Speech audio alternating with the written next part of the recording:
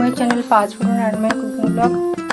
আজ আমি আপনাদের সঙ্গে শেয়ার করছি একটা নতুন রেসিপি। চিংড়ি মাছ দিয়ে, কুমড়ো আলু দিয়ে, পুঁই শাক দিয়ে, কাঁচা লঙ্কা দিয়ে পুঁই শাকের ঘন্ট।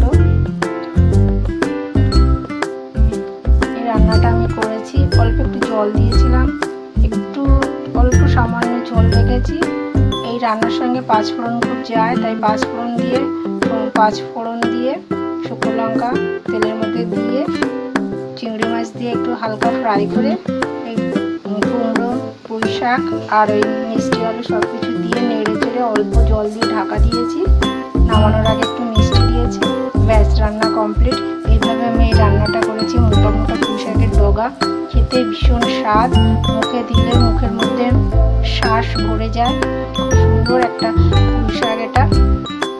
এটা হচ্ছে হয়তো বাড়ির মাচার পুঁই শাক, খুব সুন্দর খেতে।